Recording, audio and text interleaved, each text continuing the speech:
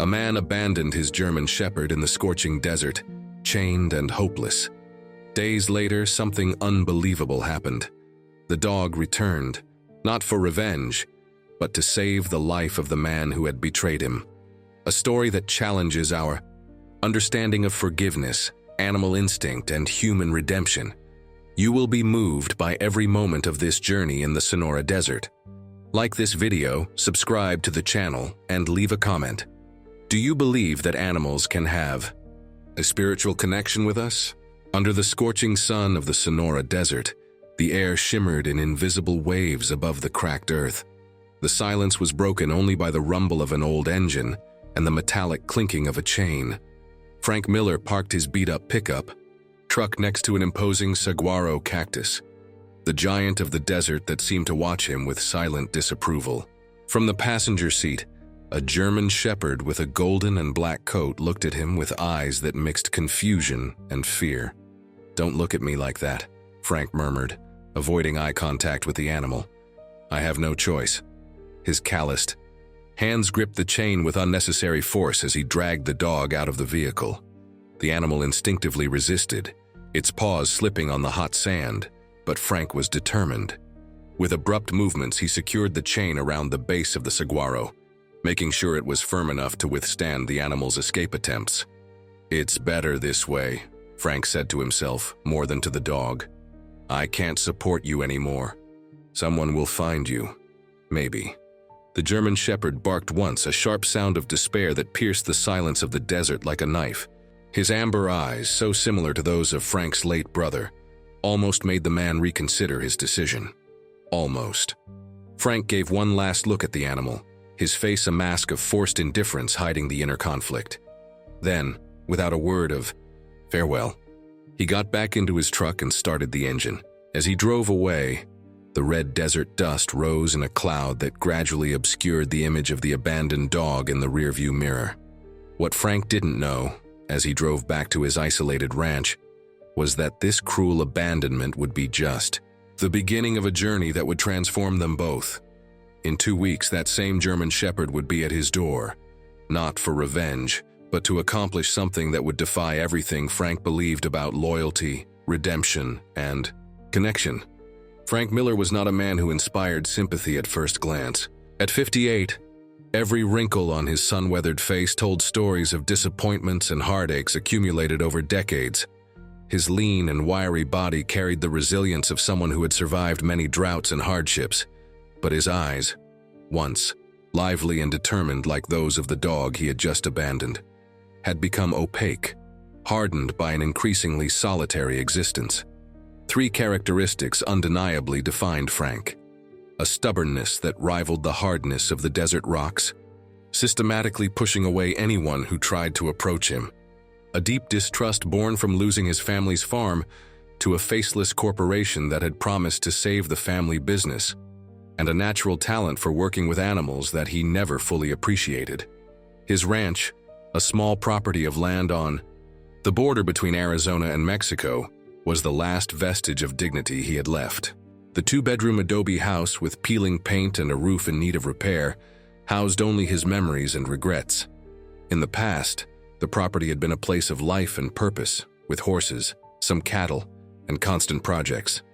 Now, with the relentless drought that had plagued the region for almost 2 years, everything seemed to be drying up along with the land. The German shepherd, whom Frank had just abandoned, had arrived 6 months earlier, brought by the lawyer of his younger brother Miguel. "He wanted you to keep Rex," the lawyer had explained, handing the collar of the reluctant animal to Frank after Miguel's funeral. "It's in the will. He said you two are alike, too stubborn for your own good." Frank accepted the dog only because he couldn't think of a quick enough excuse. Now, driving back to the empty ranch, he tried to suppress the thought that he had betrayed not only the animal, but his brother's last wish. The drought that plagued the Sonora Desert was unlike anything local residents had ever faced. Plants were dying, animals disappearing, and wells drying up one after another. Frank's small well, which had always been reliable even in the worst times, now produced only a trickle of muddy water. Every drop was too precious to waste on a dog, he had convinced himself. Every meal was too expensive to share. It was more merciful to abandon the animal where other travelers might find it than to let it slowly starve to death on the ranch. At least that's what Frank repeated to himself as he entered his property. Parking under the meager shade of a dried-up tree, Frank didn't notice the dark clouds gathering on the distant horizon. Destiny, as Frank would soon discover, had a cruel sense of irony. 3 days after abandoning Rex in the desert, an unprecedented sandstorm hit the region, a furious monster born from the parched earth and relentless winds. Frank was checking the roof of his barn when the dust cloud appeared on the horizon, advancing like a reddish-brown wave devouring everything in its path. There was no time for proper preparations. The storm engulfed the ranch with primal fury, turning day into night, filling every crack with fine sand that seeped in like water. Frank ran towards the house, but a metallic clang caught his attention. The barn roof was giving way. On impulse, he went back to try to save what little remained of his livelihood. It was a fatal mistake. A beam came loose, hitting his leg, with enough force to throw him against the wall. The pain was instantaneous, a white explosion of agony that almost made him lose consciousness. Dragging himself the last few yards, Frank managed to reach the main house, leaving a red trail in the sand that was quickly covered by the incessant storm. The following hours passed in a blur of pain and semi-consciousness. When the storm finally subsided, Frank found himself trapped in his own house. His right leg was swollen and deformed, clearly broken, and a deep cut throbbed with the promise of infection. To make matters worse, the phone was dead. The lines had been knocked down by the storm. The irony did not escape Frank. He, who had always rejected help and human connections, was now completely dependent on someone noticing his absence and coming to check. Lying on his dusty couch with minimal supplies and water within arm's reach, he faced his first true trial, surviving alone when he had always pushed away anyone who might care. Meanwhile, miles away, in the oppressive silence of the post-storm desert, a German shepherd struggled against his own trials. The chain that held Rex to the saguaro cactus had become his prison for 3 agonizing days. The animal had exhausted the little shade offered by the giant cactus, shifting positions as the sun relentlessly traversed the cloudless blue sky. His tongue hung dry from his mouth, and his eyes, once alert, were glazed with exhaustion. The storm that had punished Frank brought both terror and salvation for Rex. The howling wind and biting sand had been a torment, forcing the animal to huddle against the cactus, trying to use his own body as a shield. But the brief and violent rain that accompanied the storm, a rare phenomenon in the desert, brought not only precious water that he eagerly lapped from temporary puddles, but also softened the soil where the chain stake was embedded. With renewed energy, Rex pulled on the chain hour after hour, feeling it give way millimeter by millimeter. On the 4th day after his abandonment, with a last desperate burst of strength born from survival instinct, the stake finally gave way. Rex was free, though still dragging a piece of chain that clinked like a somber bell with every step. In the small town of Harmony Gulch, approximately 40 miles from Frank's ranch, the local community began to feel the effects of the storm. The population, predominantly of Tohono O'odham origin, was already gathered in the small community center, assessing the damage when Elena Morales, owner of the only convenience store nearby, raised a question that no one had considered. "Has anyone seen Frank Miller since the storm? He was supposed to come pick up his orders yesterday." The question was met with indifferent looks and a few snorts of disdain. Frank was not a popular figure in the community, having increasingly isolated himself in recent years. His reputation as a bitter and grumpy man preceded him. "Why worry about him?" grumbled one of the older men. "Miller never worried about any of us." Elena, a 70-year-old woman with braided gray hair and eyes that seemed to see beyond the visible, was not swayed by the response. As a respected tribal healer, she occupied a unique position in the community, neither within nor outside the traditions, but as a bridge between worlds. "Miguel asked me to look out for him," she replied simply, referring to Frank's deceased brother. "I promised I would." Miguel's name silenced the objections. Unlike Frank, Miguel Miller had been loved by everyone, a man who moved easily between cultures, respecting O'odham traditions while working as a veterinarian in the region. His sudden death in a car accident 6 months earlier was still an open wound. Besides, Elena continued, her gaze sweeping over the faces around her, you know what the old ones say. I wim ta hab ku igheg ina anka. Abandoning a dog in the desert brings bad luck for 7 generations. Murmurs rippled through the room. Although modernized, the community still maintained a strong respect for traditional beliefs, especially those related to animals as spirit guides. The mention of this specific superstition caused evident discomfort. What are you implying, Elena? Asked Joaquin, the young school teacher at the local school. I'm saying that Frank hasn't come to town with his dog in over a week, and now he doesn't show up after the storm. She let the implications hang in the air like dust. The silence that followed was broken by Rafael Torres, a doctor recently returned to the community after years in the big city. I'll check his ranch early tomorrow morning. I need to check on the elders and the isolated properties anyway. Elena nodded, grateful, but her eyes conveyed concern. The tribal elders believed that abandoning a dog in the desert was one of the worst possible offenses. Dogs were considered protectors, beings that walked between the worlds of the living and the spirits. Such betrayal would not go unpunished. The 6th day after the abandonment, Frank's condition had deteriorated significantly. The wound on his leg exuded a putrid odor, and red streaks of infection climbed towards his knee. The fever made him alternate between violent chills and profuse sweating, further depleting his already dehydrated body. In his feverish delirium, Frank began to have visions. The most persistent was of his brother Miguel, sitting casually in the rocking chair in the corner, looking at him with a mixture of disappointment and compassion. Why did you do it, hermano? The vision of Miguel asked repeatedly. Rex trusted you. I trusted you. I had no choice, Frank murmured to the empty room. I didn't have enough water, enough food. There's always a choice, the hallucination replied, shaking his head sadly. You chose to be alone for so long that you forgot how to ask for help. This recurring vision marked the beginning of Frank's inner transformation. Between moments of lucidity, he began to confront not only the decision to abandon Rex, but all the choices that had isolated him over the years. The solitude he had cultivated as protection was now his greatest threat. No one would come looking for him. No one would miss him. While Frank struggled against his internal and external demons, Rex continued his extraordinary journey through the desert. Guided by instincts that defied rational explanation, the German Shepherd followed a route that seemed random to any observer, but that actually traced a path between the rare pockets of water and shade. On the 10th day after being abandoned, Rex found more than water. A team of environmental conservationists, monitoring the effects of the drought on natural habitats, spotted the German Shepherd staggering through a ravine. His lean body reflected the harshness of survival, but his eyes still shone with steely determination.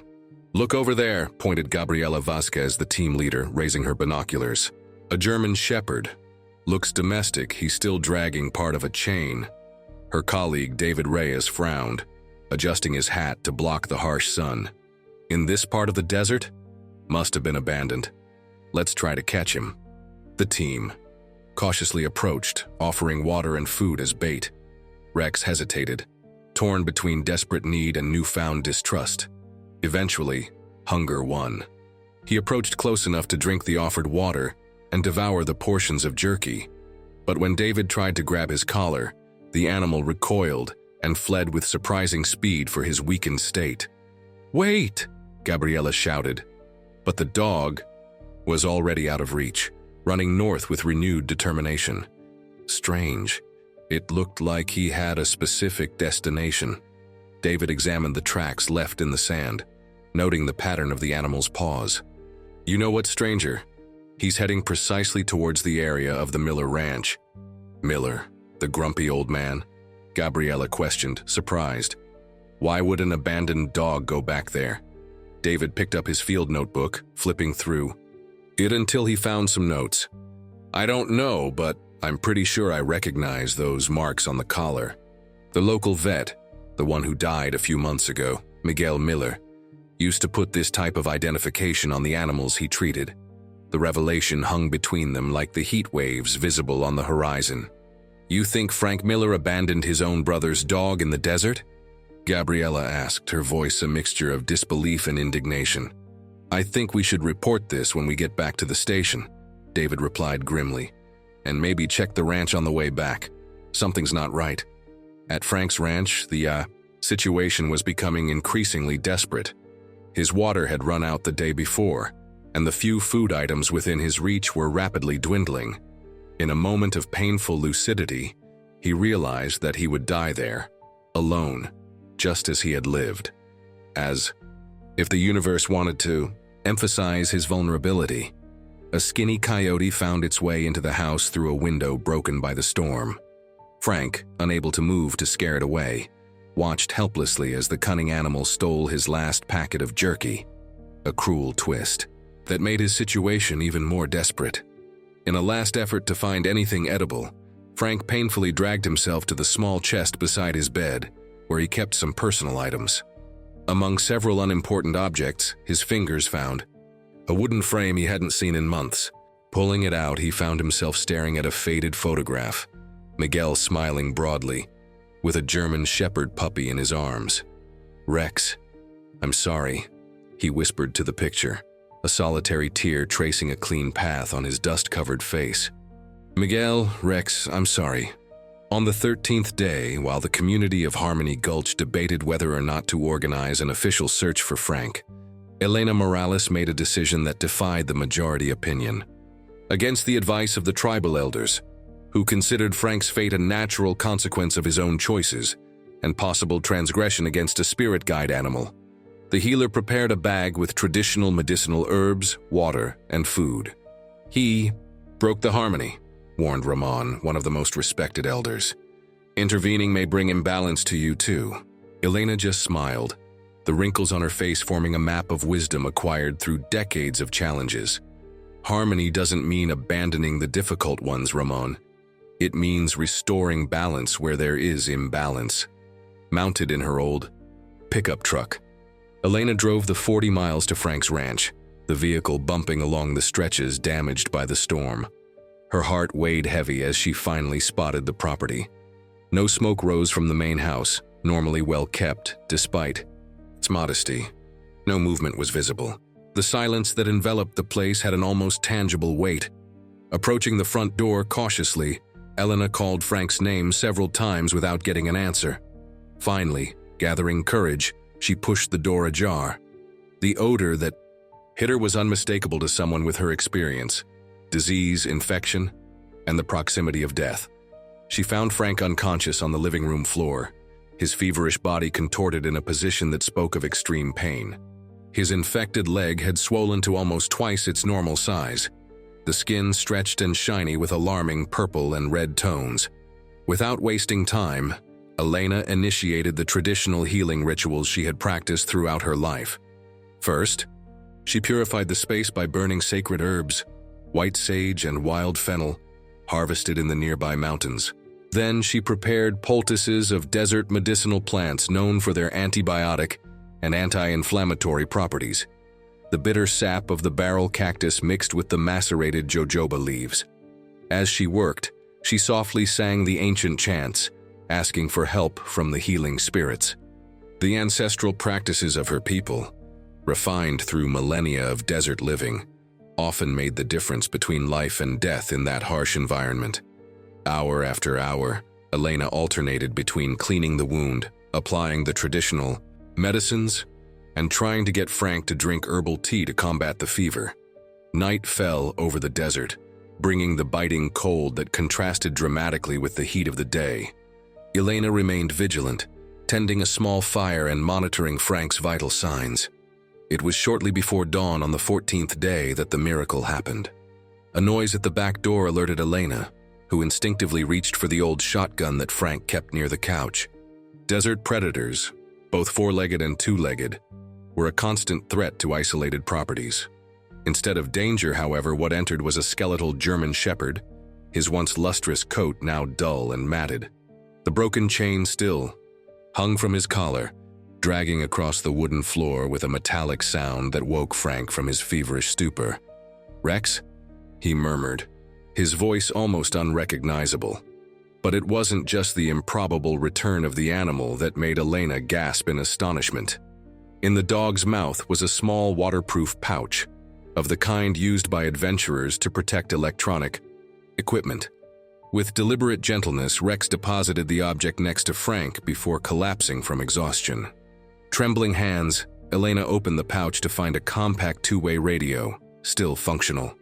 The object had clearly fallen from the backpack of one of the conservationists who had tried to rescue Rex days before. The animal, following an instinct that defied rational explanation, not only found his way back to the man who had betrayed him, but brought with him the only object that could save them both. "Ban inan kam," Elena whispered, using the Oodum expression for spirit guide, an animal that walks with spiritual purpose between worlds. With reverence, she turned on the radio and called for help, while Rex, gathering his last energies, crawled closer to Frank and began to lick his feverish face, as if trying to awaken him from the embrace of death. The following 2 months marked the beginning of a profound transformation, not only for Frank and Rex, but for the entire community of Harmony Gulch. Slowly recovering in the small-town clinic, Frank discovered that the outside world had changed during his self-imposed isolation. Desert Holdings, the same corporation that had bought his family's farm years before under false pretenses, was now systematically acquiring all the properties in the region. The goal was clear: a luxury desert resort mega-project, selling the authenticity of Southwestern American life to wealthy tourists, while displacing the communities that had inhabited those lands for generations. Frank's property, small and seemingly insignificant, was one of the few remaining outside the corporation's control. This fact transformed the reluctant rancher into something he never imagined being: a symbol of resistance. "I don't understand why you don't sell right away," commented a nurse while changing the dressings on his leg, which was slowly regaining its normal appearance thanks to the combination of modern antibiotics and the traditional poultices that Elena insisted on continuing to apply. "They're offering a fortune for that dry land." Frank didn't answer immediately. His gaze drifted to the window where Rex rested in the shade of a tree. The German shepherd had recovered faster than his owner, thanks to the intensive care of Dr. Rafael Torres, who saw in the animal an opportunity to practice both his medical skills and his commitment to the community. "Some things are priceless," Frank finally replied, surprised by his own words. Dr. Torres became a constant presence during Frank's recovery. The doctor, who had abandoned a promising career in Phoenix to return to his native community, shared more with Frank than just conversations about health. Little by little, he revealed his own motivation for returning: to preserve the traditional way of life in the region, increasingly threatened by urban and commercial expansion. "You know what's ironic?" Raphael commented during one of his visits. "I studied Western medicine for years, but I'm learning more about true healing from Elena and her herbs than in all of college." This unlikely connection between the pragmatic doctor and the stubborn rancher laid the foundation for an alliance no one could have predicted. Frank, the loner who for years had rejected any form of community, gradually found himself at the center of a network of relationships that defied his usual isolation. When he was finally discharged to return to the ranch, an even greater surprise awaited him. Rex, who during Frank's stay in the clinic had become a kind of unofficial mascot of the Tohono O'odham community, was now regularly visited by children and elders who brought treats and affection. The animal, once considered just another mouth to feed, had transformed into a living symbol of traditional beliefs about spirit guide animals and second chances. The most disconcerting thing for Frank, however, was Rex's own behavior. Despite all the attention he received in the community, the German shepherd insisted on returning to the ranch every night, as if his place was beside the man who had once abandoned him. This unwavering loyalty left Frank deeply confused. How to regain the trust of a being he had betrayed so fundamentally? The answer began to emerge in the 5th month after the desert incident. A team of water resources researchers, hired by the corporation to assess the region's water resources, made a surprising discovery. Frank's property was situated above a significant aquifer, an underground pocket of water that explained why his lands had remained relatively fertile, even during the worst drought in decades. This revelation catalyzed a dramatic shift in local dynamics. Suddenly, Desert Holdings drastically intensified the pressure for Frank to sell his property, even offering an amount that would not only solve all his financial problems, but make him comfortably wealthy for the rest of his life. $1 million, Mr. Miller, announced Christine Parker, the elegant executive sent to close the deal, her impeccable suit contrasting dramatically with the austere simplicity of Frank's living room. For a piece of land that can barely support a man and his dog, it's a more than generous offer. Frank looked at the woman with eyes that no longer showed the usual bitterness. Instead, there was a newfound clarity. And what happens to the water? The question caught Christine off guard. Pardon? The aquifer under my property. What does your company plan to do with it? The executive's hesitation was answer enough. The planned resort would not only be a voracious consumer of water, an increasingly scarce resource in the region, but could potentially deprive local communities of access to the underground source that had sustained generations. It was at this critical moment that Rex demonstrated behavior that defied explanation. In the days following the executive's visit, the German Shepherd began to dig obsessively in a specific spot on the ranch, near the rebuilt barn. Initially, Frank was annoyed by the destruction, especially considering his still convalescing state that made repairs difficult. "Stop it," he ordered, after finding another deep hole. "What's wrong with you?" Rex just stared at his owner with those penetrating amber eyes, barked once, and continued digging with renewed determination. After 3 days of persistent digging, Frank finally gave in to curiosity. With the help of Raphael and 2 young men from the community, he expanded the hole started by Rex. Less than 2 meters deep, they found what the dog's instinct had perceived: an underground spring, a vein of the aquifer that came close enough to the surface to be accessed without industrial equipment. "It's incredible," Raphael murmured, watching the fresh water that began to fill the cavity. In the middle of a drought, this spring could supply several families. Frank looked at Rex, who now sat calmly beside the hole, as if his job was done. "He knew," Frank said softly. Somehow, he always knew. This moment of epiphany marked a decisive turning point. Inspired by Rex's inexplicable loyalty and the newfound knowledge about his land, Frank made a decision that put him on a direct collision course with the powerful corporation. Instead of selling his property, he formalized a partnership with the Tohono O'odham community to develop a sustainable system of water access during the drought. The decision was met with disbelief by both the corporation and some more skeptical members of the community. What would motivate a man who had always lived for himself to suddenly risk himself for others? What had transformed the recluse Frank Miller into an unlikely defender of collective water rights? The answer walked beside him on 4 paws, his eyes reflecting a wisdom beyond human understanding. In the following months, Frank and Rex worked together in an extraordinary partnership. The dog demonstrated an almost supernatural ability to locate other springs in the region, confirming the ancient O'odham beliefs about spirit guide animals with special connections to the land. Each new spring discovered strengthened not only the community's water supply, but also Frank's position against the corporation's claims. Elena, watching this transformation with wise eyes, often commented, "It's not the man who rescued the dog, but the dog who rescued the man. First his body, then his soul." The tension between the community and the corporation reached its peak in the 10th month, during a tense public meeting in the old community hall. Representatives from Desert Holdings presented their case for resort development, while local activists, led by Frank and Raphael, argued for the preservation of water access as a fundamental right.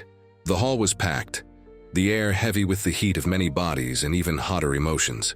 Rex, as had become usual, rested quietly at Frank's feet as the debates intensified. It was then that the extraordinary occurred. Without any visible provocation, the German shepherd suddenly stood up, growling softly towards the ceiling. Before anyone could react, he firmly gripped the sleeve of Frank's shirt with his teeth and began to pull him insistently out of the hall. "What is it, boy?" Frank questioned, initially resisting, but the urgency in the animal's behavior was unmistakable. Giving in to the impulse, Frank followed Rex out of the building, accompanied by Elena and a few other curious people. Less than 2 minutes later, a terrible crash shook the hall. Part of the roof, damaged by the combination of prolonged drought and the residual effects of the storm, collapsed exactly over the spot where Frank had been sitting. The initial panic quickly gave way to stunned silence. While minor injuries were attended to and the dust settled, all eyes converged on Rex, sitting calmly beside Frank as if nothing extraordinary had happened. "He knew," whispered a Tohono O'odham elder, her voice trembling with admiration. The spirit dog knew. This seemingly miraculous event definitively solidified two beliefs in the local community: that Rex possessed a special spiritual connection, and that his return to save Frank had not been coincidence, but part of a greater purpose that was only just beginning to reveal itself. For Desert Holdings, the incident represented a turning point in public opinion. Fighting against a man who had been visibly chosen by a spirit guide animal was to face not only political, but also spiritual opposition, a risk that not even the most calculating of corporations was willing to take in that specific region. By the end of that extraordinary year, Frank Miller was unrecognizable, not only physically, with his straighter posture and brighter eyes, but in his essence. The man who had once abandoned a loyal animal in the Ulster desert for considering him a burden had transformed into someone capable of seeing connections and responsibilities greater than his own immediate well-being. Using the compensation money offered by the corporation, which eventually agreed to modify its plans to preserve the aquifer, and donations from environmental organizations attracted by Rex's extraordinary story, Frank established a foundation dedicated to the protection of the desert's groundwater. The initiative combined traditional Tohono O'odham knowledge about spring location with modern conservation techniques, creating a sustainable management model that quickly gained regional recognition. Rex naturally became not only Frank's inseparable companion, but a living symbol of local resistance and the deep connection between humans, animals, and the sacred land of the Sonora Desert. Local school children created drawings of the water-finding dog, and his image appeared in educational materials about conservation distributed throughout the region.